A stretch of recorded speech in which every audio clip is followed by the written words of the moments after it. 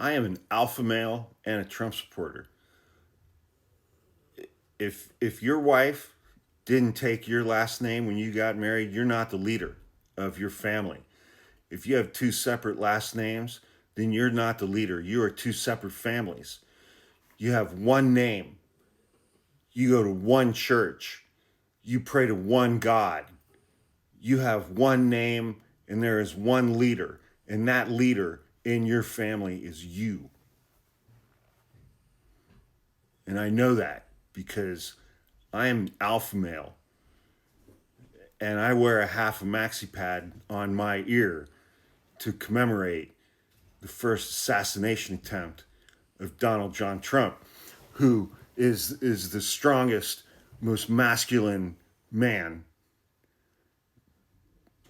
the best, most amazing president that this country has ever had, despite the fact that he wears unimaginable amounts of makeup and dyes his hair and spends 3 or 4 hours in a makeup and hair chair every morning before putting on an incredibly ill-fitting suit over his adult diaper, which has to be changed multiple times a day because he shits himself several times a day, as has been evident in multiple Oval Office videos where the people standing behind him after he evacuates his bowels into his depends, you can see the looks on their faces, man, where they're just like,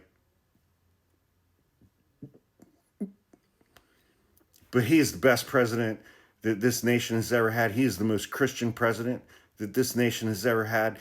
He is bringing about Armageddon and the return of Jesus Christ in the Middle East right now.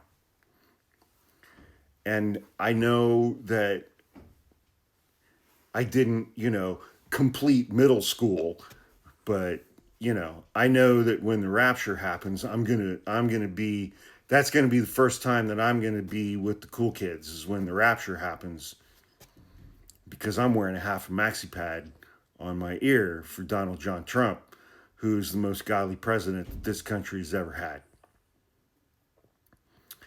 And I know that when all of that happens and the rapture happens, all I have to do is say, please forgive me. And then Jesus is going to forgive me for having that Grinder profile and all the things that I did with the Grinder profile, whatever, because that's all washed away because I'm wearing a half a maxi pad on my ear for Donald John Trump, who's the strongest, most masculine, most incredible, amazing president that this country has ever had. And Jesus knows that.